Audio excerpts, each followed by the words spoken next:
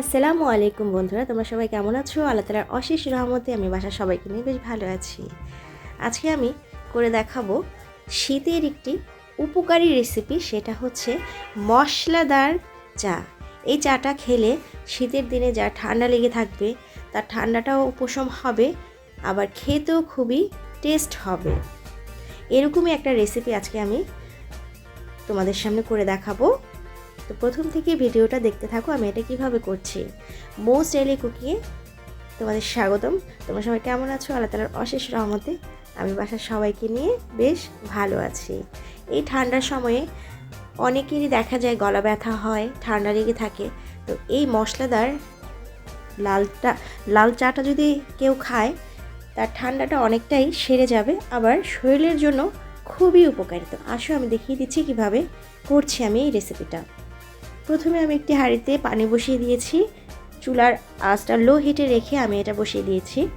এটা বলক এসে গেছে, এখন আমি মশলাগুলি দিয়ে দিচ্ছি। এখানে আমি নিয়েছি তুলসী পাতা, আদা, দারচিনি, এলাচি আর তেজপাতা, আর একটু স্বাদের জন্য সামান্য পরিমাণ লবণ দিয়ে দেব। এটা দিয়ে আমি এখন এই পানিটা খুব সুন্দর করে ফুটিয়ে নেব। সবগুলি মশলার রং বের না হওয়া পর্যন্ত আমার এটা ফুটিয়ে নিতে হবে। এই শীতের দিনে এই চাটা খুবই উপকারী একটা রেসিপি হতে পারে সবার জন্য। তো প্রথম থেকে তোমরা দেখতে থাকো বন্ধুরা, আমি এটা কিভাবে করছি। চিনির পরিমাণটা আমি একটু দিচ্ছি, কারণ চিনিটা মিষ্টিটা না হলে এটা খেতে ভালো লাগে না। তো তোমরা যদি চাও এটা চিনি ছাড়াও খেতে পারো। আমি সামান্য পরিমাণ একটু চিনি দিয়েছি, এখানে আমার 4-5 কাপের মতো চা হবে, এজন্য আমি এখানে 2 চামচ চিনি দিয়েছি। তোমরা এখানে আরও বেশিও চিনি দিতে পারো যারা মিষ্টিটা বেশি পছন্দ করো, আবার চিনিটা না দিলেও হয়, খেতে মন্দ লাগে না। আমি যদি একা খেতাম তাহলে আমি এটা চিনি ছাড়াই খেতাম। আমি এটা বাচ্চাদেরকেও দেব, আবার বাসার সবাইকেই দেবো, এই জন্য আমি একটু চিনি দিয়েছি। চিনিটা দিলে এটা টেস্টটা একটু বেশি ভালো লাগে। তো দেখতে থাকো বন্ধুরা আমি এটা কিভাবে করছি। এটা মোটামুটি এটার পুরো রসটা বের হয়ে গেছে, তুলসী পাতার কালারটাও কি সুন্দর দেখা যাচ্ছে, মনে হচ্ছে মাত্র দিলাম, কিন্তু আমি এটা প্রায় 15-20 মিনিটের মতো ফুটিয়ে নিয়েছি।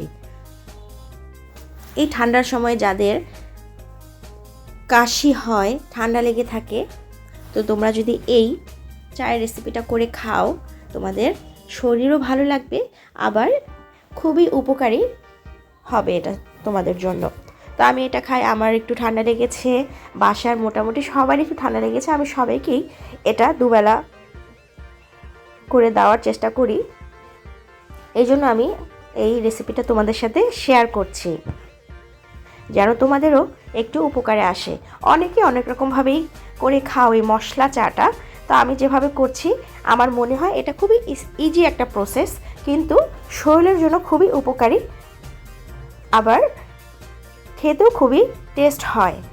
তো এটা মোটামুটি রঙটা পুরোটা বের হয়ে গেছে। আমি আরেকটু কালারফুলের জন্য এখানে আমি দিয়েছি চা পাতা। চা পাতাটা আমি খুব সামান্য পরিমাণেই দিয়েছি, এখানে চা পাতাটা না দিলেও হয়, কিন্তু চা পাতাটা না দিলে এটা আমার মনে হয় না যে চা হচ্ছে, এই জন্য আমি চা পাতাটা দিয়েছি। এটা তোমরা স্কিপ করতে পারো, শুধু ওই মশলার যে পানিটা সেটা খেলেও ভালো, আবার চা পাতাটা দিয়ে খেলে চা চা একটা ভাব আসে, এই আর কি। যাই হোক, আমি এটা ফুটিয়ে নিচ্ছি। তো যারা আমাকে সাপোর্ট করে এ পর্যন্ত এনেছো তাদেরকে অসংখ্য অসংখ্য ধন্যবাদ। নতুন যারা আছো আমার চ্যানেলটা এখনও সাবস্ক্রাইব করনি তাদেরকে বলছি আমার চ্যানেলটা সাবস্ক্রাইব করে বেল বাটন বাজিয়ে রাখবে, যেন আমার ভিডিও নোটিফিকেশন তোমাদের কাছে সর্বপ্রথম পৌঁছে যায়। আর ভিডিওটা দেখার প্রথমে তোমরা একটা লাইক করে দিবে, লাইক করে দিলে ভিডিও বানাতে আগ্রহী হয়ে গেছে আমার চাটা। আমি এটা এখন কিছুক্ষণ ঢেকে রেখে দেবো। ঢেকে রাখার পরে আমার এই অবস্থা, আমি এটা পরিবেশন করে দেখিয়ে দিচ্ছি কি সুন্দর হয়েছে, খেতেও কিন্তু খুবই টেস্ট হয়েছে, আবার শরীরের জন্য খুবই উপকারী এটা। তো অবশ্যই তোমরা এই শীতকালে যাদের ঠান্ডা লেগেছে, ঠান্ডা যাদের নাও লেগেছে তারাও এটা খাবে, তাহলে তোমাদের ঠান্ডাটা থেকে তোমরা উপশম পাবা, তোমাদের ভালো লাগবে, শরীর ভালো লাগবে। তো আবার বলছি, যারা আমাকে সাপোর্ট করে এই পর্যন্ত এনেছো তাদেরকে অসংখ্য অসংখ্য ধন্যবাদ। আর নতুনরা আমার চ্যানেলটা সাবস্ক্রাইব করে বেল বাটন বাজিয়ে রাখবে। সবাই ভালো থাকো, আল্লাহ তাআলা তোমাদের সুস্থ রাখুক। আল্লাহ হাফেজ।